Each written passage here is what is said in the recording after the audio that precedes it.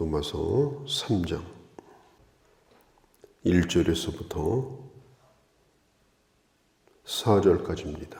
로마서 가운데는 해석하기가 어려운 말씀들이 여러 군데 많이 있습니다. 근데 그 가운데 하나가 바로 오늘 이 본문의 말씀인데, 믿음은 들으면서 난다고 했죠. 듣는 것이 매우 중요합니다. 부지런히 읽어도 이해가 안 되지만 들으면 쉽게 이해가 되어지는 경우가 참 많습니다. 우리는 로마서 1장에서 3장까지 성경이 일관되게 하는 얘기가 뭐냐면, 인간은 죄인이다. 인간의 불행은 거기서부터 나오는 거예요. 그럼에도 불구하고 사람들은 인간의 죄를 그냥 대수롭지 않은 실수다, 아니면 허물이다, 이렇게 덮고 지나가려고 합니다마는, 죄악을 심판하시는 이 하나님의 원칙, 하나님의 공의, 이것은 반드시 이루어진다. 왜냐하면 하나님은 거룩하신 분이기 때문에, 하나님은 공의로우시기 때문에, 하나님은 그가 하신 말씀을 반드시 지키시는 그런 진실한 하나님이기 때문에 누구도 이 죄에 대한 심판에서 제외될 자가 없다. 또 하나님의 심판 앞에서 왜 이렇게 하시느냐, 아니면 나는 억울하다, 그렇게 할 자가 없다는 거예요. 오늘 그런 문제를 이제 풀어가는데, 그러니까 시험을 볼 때 좋은 방법 가운데 하나가 뭐예요? 예상 문제를 뽑아가지고 반복해서 푸는 겁니다. 예상 문제를 풀다 보면은 길을 알게 되어져요. 답이 뭔가를 알게 되어져요. 바울은 지금 아주 훌륭한 선생처럼 몇 가지 질문을 스스로가 던지고 스스로가 답을 하는 거예요. 스스로가 던지고 질문을 스스로가 답을 하는 형식으로 오늘 우리의 궁금증을 풀어주고 있는 것이죠. 이제 질문합니다. 1절에 유대인의 남이 무엇이며 할례의 유익이 무엇이냐? 유대인은 도대체 뭐가 낫냐? 그리고 당신들은 할례를 받았다고 그렇게 침이 마르도록 자랑하는데 할례는 무슨 유익이 있냐? 이제 그런 질문을 바울이 던지고 있어요. 유대인들은 자신들이 하나님의 택함을 받은 백성이다. 또 자신들은 할례를 받은 백성이다. 우리는 이방인과 다르다. 우리는 다 구원받는다. 이렇게 생각을 했어요. 그리고 하나님이 보내주신 예수 그리스도를 믿는 것에 대하여 관심이 없었습니다.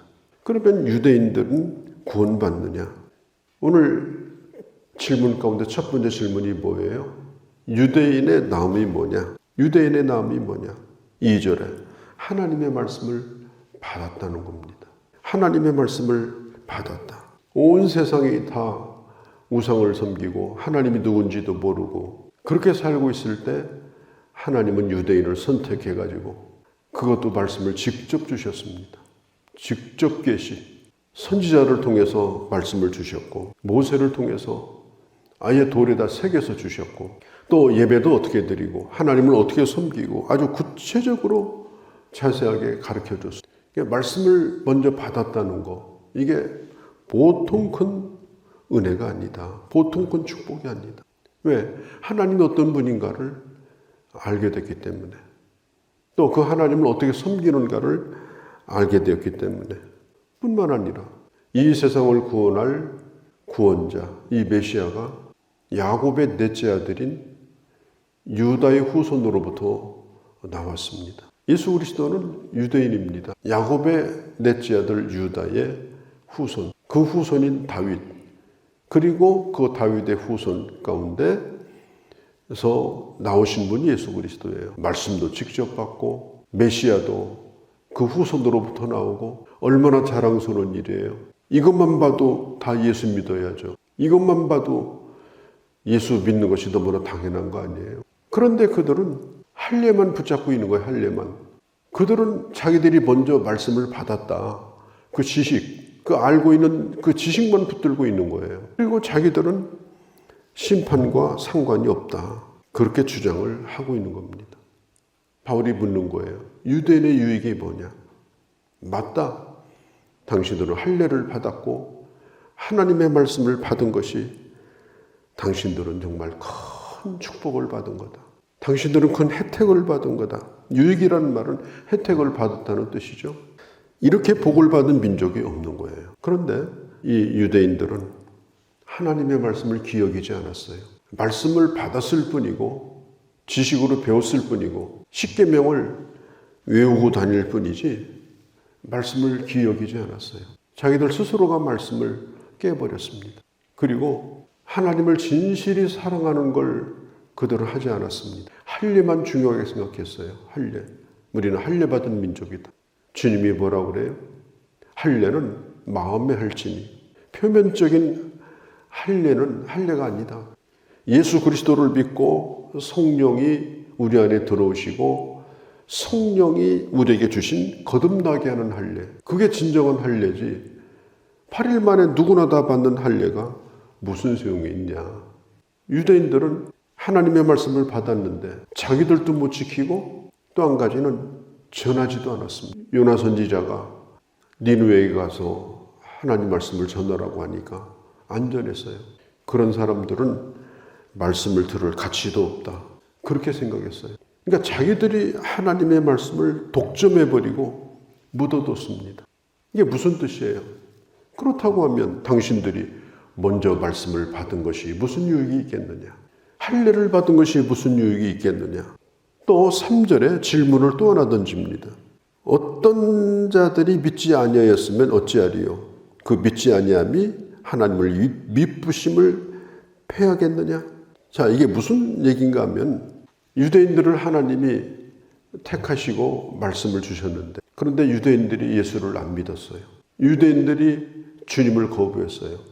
그러면 하나님이 실패한 거냐? 그런 뜻이에요. 하나님이 실패한 거냐? 한마디로 말하면 유대인은 실패했을지라도 하나님은 실패하지 않으셨습니다. 유대인은 실패했어요. 자기 사명을 다하지 않았어요.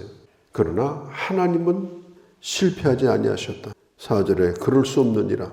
이 4절 말씀이 이게 읽어도 잘 이해가 안 되는 말씀인데요. 성경은 여러 가지 번역이 있는데 이 쉬운 말 성경이라는 성경이 쉬운 말 성경 그 번역에 보면은 이 구절을 아주 잘 번역을 했습니다. 4절을 이렇게 번역했어요. 절대로 그럴 리가 없습니다. 세상 사람들이 모두 거짓말이라 하더라도 오직 하나님은 참됩니다. 그렇기에 성경에 기록되기를 주께서 하시는 말씀은 언제나 옳고 주님이 내리시는 심판은 항상 올바릅니다. 이렇게 번역을 했어요. 아주 이해하기가 쉬운데요. 하나님의 말씀은 옳다는 거예요. 잘못되면 유대인이 잘못된 거고 또 하나님의 심판은 옳다는 겁니다. 유대인이라고 하나님이 봐주느냐? 하나님이 유대인을 심판한다고 해서 하나님이 잘못된 거냐? 하나님은 언제나 옳고 정당하시다. 여기 4절 끝에 보면은 참되시다 할지어다. 그 다음에 끝에 이기려 하심이라. 이제 이긴다는 말이 뭐예요? 하나님이 판결을 내렸어요. 내가 생각해 보니까 아무래도 아닌 거예요. 그래서 고등법원에다 항소를 해요. 대법원에 항소를 해요. 재심 청구를 해요. 헌법 재판을 걸어요. 하나님의 심판은 그럴 수가 없다는 거예요. 하나님이 내리신 심판은 누구도 이기지 못한다.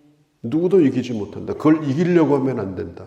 당신이 주인이라는 걸 인정하고 구원자가 필요한 존재라는 걸 인정하고 나와야지 하나님의 심판을 불의하다고 이기려고 하면 그건 잘못된 거다. 지금 누구에게 하는 얘기예요? 유대인에게 하는 얘기입니다. 또 유대인 같은 생각을 가진 사람들에게 하는 거예요. 하나님의 기준은 잘못된 것이 아니다. 이기려고 하지 말라. 너도 그 가운데 죄인이다. 지금 그걸 말하고 있는 거예요. 자, 질문이 있으면 답이 있어야 되죠. 자, 5절에 보면요. 5절에 뭐라고 얘기하는가 하면 우리의 불의가 하나님의 의를 드러나게 하면 우리의 불의가 하나님의 의를 드러나게 하면 무슨 말을 하리요? 이게 무슨 뜻인가 하면은 만일 어떤 사람이 불의를 행했어요. 근데 그 불의 때문에 악이 드러났어요.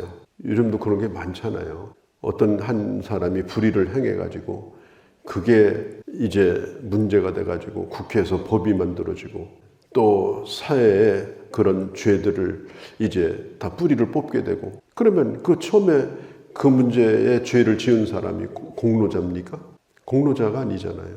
그 사람 때문에 죄가 드러났다고 해서 그 사람이 공로자다. 그건 말이 안 된다는 겁니다. 그 사람이 잘못한 것은 그 사람이 스스로 잘못한 일이니까 하나님이 잘못하라고 시킨 것이 아니고 스스로 잘못한 거니까 그 사람이 책임질 일이에요.